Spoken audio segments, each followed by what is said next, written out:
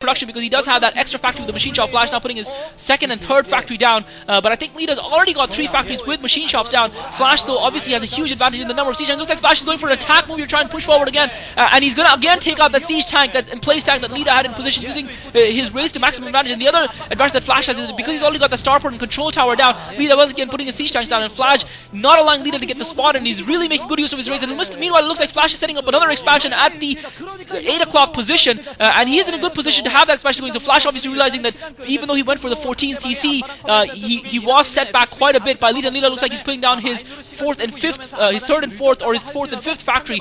So this is really even between these two players. The only slight advantage that Flash has is that slight position advantage. Flash now setting that vulture around the back to take out Leta's vulture to try and re-secure that base. Obviously he's going to have to anticipate that there are going to be spider mines there. I'm sure he's going to know that. But this is crucial here. Flash can hold this position excuse me, for a little bit longer. He's going to be in a very strong position because he's got that extra expansion going at the 8 o'clock position, and he does have a superior position. Flash now with the dropship coming out as well, but Leta must have scouted this dropship. This dropship must have been scouted by Leta. It must have gone over the vultures, over the spider mines planted by Leta behind Flash's natural expo. So that's going to give Leta a huge advantage, but Flash doesn't have to go all the way in, and Leta doesn't look like he's really anticipating this because he's not positioned the Goliaths at the edge of where he would expect Flash's drop to come in from, and so Flash is going to get those 4 vultures in behind Leta's base, and Leta's only got the 1 Goliath to defend right now, so Flash is going to be able to inflict some heavy damage on Leta's economy. He's not taking time to plant his spider mines. He's going straight away for those SCVs. He's going to lose his first vulture, but he's killed about 3 or 4 SCVs. Leta's now got the siege tank out as well. Flash now putting the spider mines down to try and circle around the other side of the natural expo,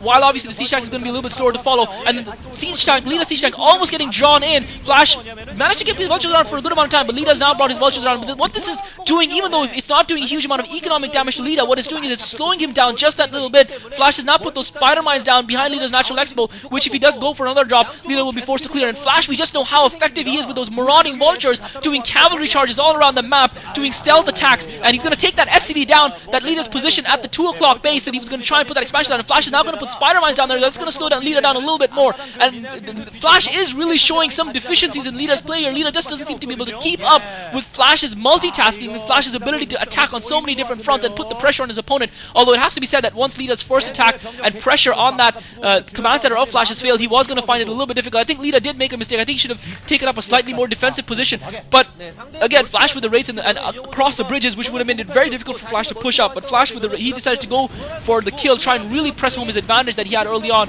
and now we're seeing a vulture battle in the middle at around the 1 o'clock expo.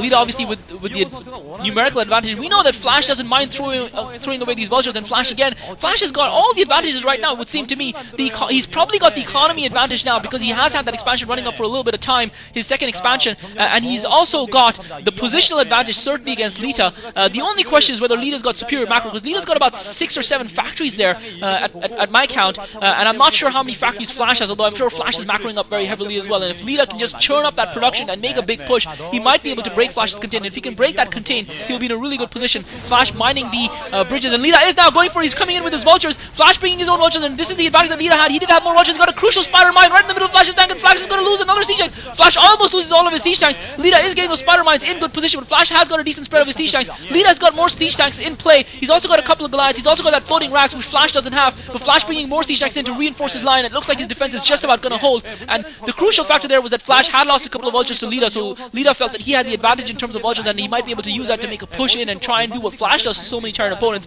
plant those spider mines around those siege tanks to take them out. But Leta needs to make a push, and Flash is now coming in reinforcements with 3 dropships, and that's going to hurt Leta big time because Flash can reposition his forces to wherever Leta comes, and Leta now trying to make a move towards the left hand side to try and take that expansion at the 9 o'clock position, but Flash coming in immediately with 3 dropship worth of Goliath siege tanks, and it looks like Flash is heavily out macroing Leta here, and Leta's attack comes to naught and loses whatever little advantage he might have gained from that previous attack against Flash in the middle of the map, and now Flash is going to go for a counter drop in Leta's base. Leta has the 1 Goliath waiting there, but that's not going to do any damage. He also has a siege tank. He's got a couple of vultures as well, so it looks like Flash's attack is going to be thwarted, and Flash might actually decide to try and drop on Leta's ramp or try and drop behind Leta's natural expo.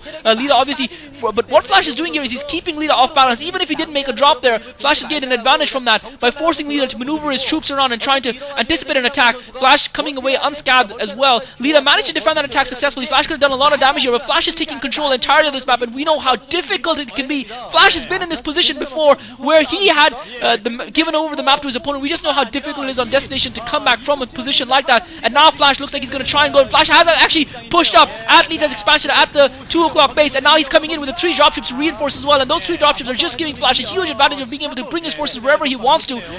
He's not going to really be able to do too much damage to that base right now, but he is putting it under pressure, and he's forcing Leta to defend, and Leta is not in a position. What Leta needs to be doing right now is that he needs to be putting the pressure on Flash, and he needs to be pushing Flash back and trying to gain some sort of position. But Flash, you can just see, and I think nowhere, Destination is a map, and especially when you're playing a heavy macro game like this, looking at the mini-map, it gives you a huge and a great idea, especially in the mid-late game, of where the players are at, because you can see that the red is dominating the map, the yellow is scrunched up into a little ball and is contracting smaller and smaller and smaller, and Flash now with 4 dropships. Leta, I don't think, still has a single one, and Flash can just drop his troops anywhere. Even if he loses a dropship here to these Goliaths, it's not going to bother him. He's going to drop, and he's not going to lose a single dropship. He's going to drop behind that Natural Expo, just north of that extractor, and Leta's going to be forced to lift that command center. He's going to go another gas down if he wasn't far behind enough, and it looks like Flash is going to draw Force Blood in this best of 3 matchup, and Flash is actually going to be able to shell 2 gases, and this is huge. This is a huge place to get a drop off, because you can shell the 2 o'clock expansion as well as the natural expansion of the Terran player at the 6 o'clock position. Obviously,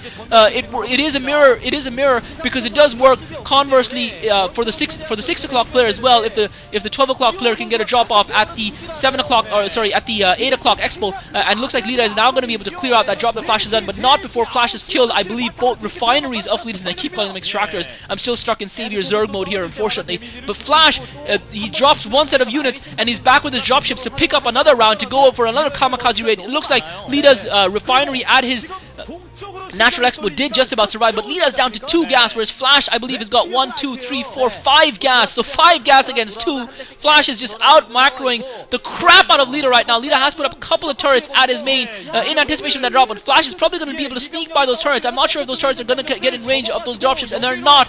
Leta does have a Goliath waiting there, but that Goliath is going to get taken out straight away. Flash dropping his siege tanks over, and Leta GG's when that final drop comes in. Flash delivers a killer blow. So Leta, the up-and-coming Terran player, gets taken out by the Prodigy Flash, and the only thing I wanted to say was that the only way I felt Flash would have lost this matchup, considering how godlike he is Terran versus Terran, was if his tiredness was going to get the better of him. But now he's taken a 1-0 advantage against Leta, and it's going to be a tough road and a tough mountain for Leta to climb from here on in to go through this round of 16. You might say he's unlucky to come up against Flash so early on, but if he wants to prove himself, this is the stage to do it. So all of you guys who are saying Leta's #1, well, let him beat Flash, and then we'll believe it. Till now, he hasn't been able to deliver the promise of the Pro League. I think maybe he will need another season or 2 to really mature before he can really start to show what he's made of. I think he's going to need that experience, although I do believe Leta is also in the OSL, so he's got that arena to prove himself in as well. Nevertheless, if you want to be measured as being one of the best, you have to do it against the best, and I think Flash qualifies as that. But this is far from over, guys. This is only a 1-0 victory right now for Flash. There's still 2 more games to go. Anything can happen, but Flash is looking really determined, and unfortunately he's also looking quite tired there. But GG nonetheless. This is Klazart. What a great MSL this is turning out to be. Thanks for listening. 과연 이영원 선수가 어디까지 갈 것인지 일단은 첫 번째 세트 8강을 조금 더 가까이 다가서고 있는 이영호 선수입니다.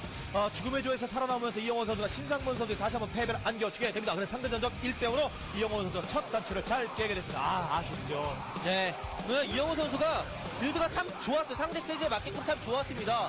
투팩토리를 감행을 한다면 사실 골리앗은 안 나오기 마련이거든요. 원팩토리, 더블 커맨드 위에 원타를 올렸던 것이 레이스를 생산한 것이 결국은 이런 압도적인 경기 결과를 만들어낸 것이 아니라 그런 생각이 드네요. 네. 자, 이 K10 매직에서의 원투펀치 바로 이영호 선수 잘했으면 박찬 선수도 못하는 거 없지 않습니까? 자, 박찬 선수가 바통을 이어받아서 경기를 펼치게 됐고요. 잠시 D조의 경기는 이제 바로 꼽니다. 진영 선수와 박찬 선수의 경기로 여러분을 찾아갈 예정인 상대 전적은 2대0으로 박찬 선수가 진영 선수가 앞서고 있습니다.